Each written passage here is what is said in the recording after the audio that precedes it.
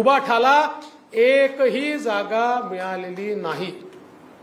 कोकणात उबाठा नाही, ठाणे जिल्ह्यात उबाठा नाही, पालघर जिल्ह्यात उबाठा नाही, रत्नागिरी, सिंधुदुर्ग, रायगड, ठाणे आणि पालघर यात उबाठाला एकही जागा मिळालेली नाही. आणि आपल्याला माहिती आहे मुंबईच्या जागा ज्या मिळाल्या त्या कोणाच्या भरोश्यावर मिळाल्या? मराठी माणसांनी मत दिलं नाही यांना. कारण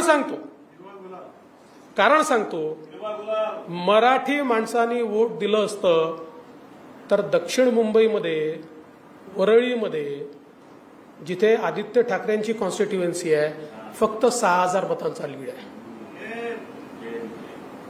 मराठी माणसांनी मतदान जर त्या ठिकाणी केलं असतं तर शिवडीमध्ये यांनी 30, 35, 40,000 मतांची लीड घ्यायला हवी होती.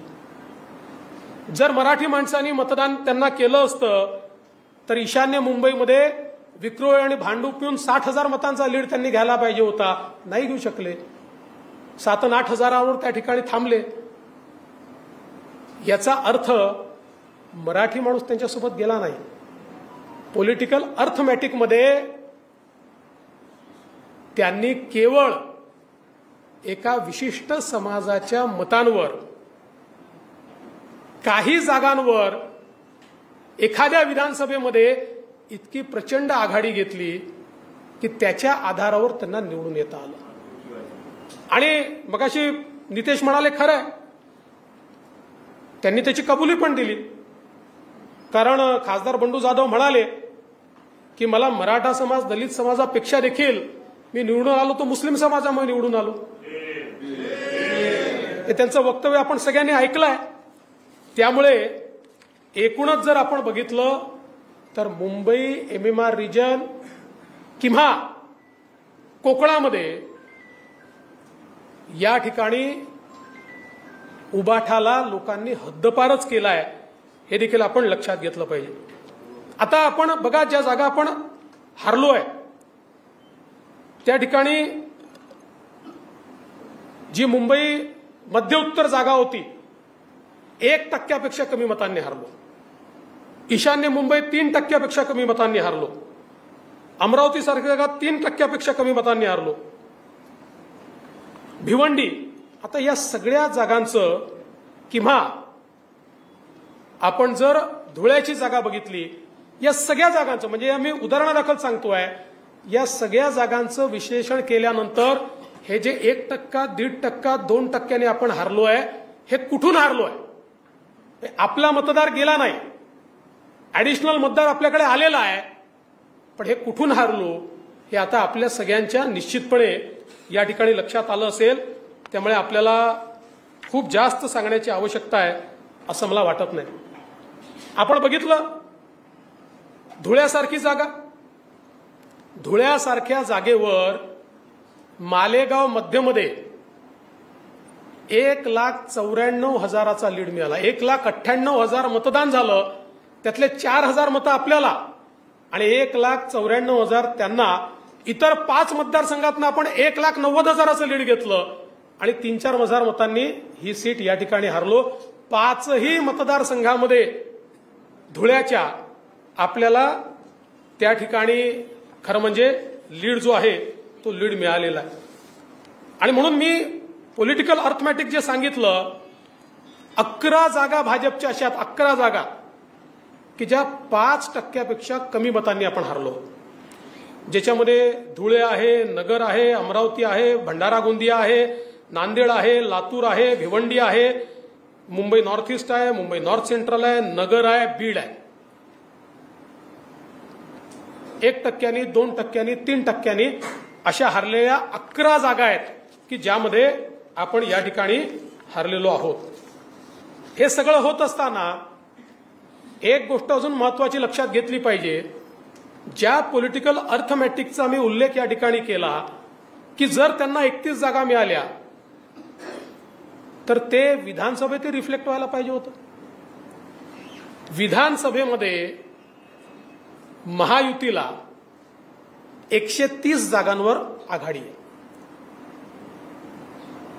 आणि भारतीय जनता पक्षाचा जर विचार केला तर आपल्याला 71 जागांवर आघाडी आहे आणि प्लस 5 आपल्या सोबतचे अण्णांसारखे जे लोक आहेत यांच्या मतदारसंघात जे आपलेच आहेत अशा मतदारसंघांमध्ये म्हणजे 71 आणि 5 76 मतदारसंघांमध्ये आपल्याला आघाडी आहे. म्हणजे ज्यांना केवळ 9 जागा मिळाल्या लोकसभेच्या ते आजही सर्वार्थाने महाराष्ट्रात नंबर 1 आहेत. विधानसभा शहाजा, वोटिंग पर्सेंटेज शहाजा, सिंगल इंडिव्हिज्युअल पार्टी शहाजा, पर सीट वोटिंग पर्सेंटेज सहजा, लढवलेल्या सीट्सच्या वोटिंग पर्सेंटेज सहजा, सगळ्या याच्यात याही निवडणुकीमध्ये जनतेने नंबर 1 ची पार्टी ही या ठिकाणी आपल्यालाच ठेवलेलं आहे. आणि खरं म्हणजे भरपूर स्टॅटिस्टिक्स माझ्याकडे आहे, पण हे स्टॅटिस्टिक्स सांगण्याकरता नाही आहे, इम्प्लिमेंट करण्याकरता आहे. माझी तुम्हाला एकच विनंती आहे, कधी कधी पराजय होतो, पण पराजय झाल्यानंतर एकमेकाच्या डोक्यावर खापर फोडू नका. ठीक आहे, आपली काही मतं आहेत, आपल्यालाही काही ठिकाणी समन्वयाचा अभाव आढळला, तो टिपलेला आहे, तो काही जाहीरपणे बोलण्याची आवश्यकता नाही आहे. जो समन्वयाचा अभाव आपल्याला दिसलेला आहे त्या पक्षाच्या नेत्यांना मी सांगणार आहे की या मतदारसंघात या आमदाराच्या घ्यायच्यात या आमदाराकडे आम्हाला त्या ठिकाणी समन्वयाचा अभाव दिसला. आज वेगवेगळे नरेटिव्ह तयार होत आहेत. शेवटी आपली मदत आपल्या मित्रपक्षांना झाली आहे, मित्रपक्षांची मदत आपल्याला झालेली आहे. आज आपण जर बघितलं तर शिवसेनेसारखा आपला जो काही जीवाभावाचा मित्र आहे, शिवसेनेच्या ज्या काही 7 जागा निवडून आलेल्या आहेत, आज बुलढाणासारख्या जागेवर संजय कुटे, आकाश कुंडकर यांच्या मतदारसंघातली मतं तुम्ही बघा, इतक्या मोठ्या प्रमाणात ती मतं असतील, त्या मतांमुळे त्या ठिकाणी फायदा झालेला आहे. इचलकरंजीमध्ये अण्णांच्या मतदारसंघात एकट्या 42,000 मतं आपल्याला त्या ठिकाणी जास्त आहेत. किंवा नॉर्थ ईस्टचा जर आपण विचार केला तर नॉर्थ ईस्टमध्ये आमच्या ठाकूरताईंच्या इथे 23,000ची लीड आहे, तेव्हा 48 मतांनी ती सीट आलेली आहे. आपण जर बघितलं तर आपल्या लोकांनी प्रामाणिकपणे मित्रपक्षांचं काम त्या ठिकाणी केलेलं आहे. त्यांच्या जागा जर आपण बघितल्या, मावळसारख्या जागेवर चिंचवडमध्ये आपल्याला अतिशय चांगली लीड आपण त्या ठिकाणी दिलेली आहे, पनवेलला आपण लीड दिलेली आहे. त्यामुळे याचं विश्लेषण, आणि त्याच वेळी जळगावसारखी आपली जागा जी आपण अत्यंत चांगल्या मताने जिंकलो आहोत, तिथे त्यांच्या आमदारांच्या मतदारसंघात चांगली लीड आपल्याला मिळालेली आहे.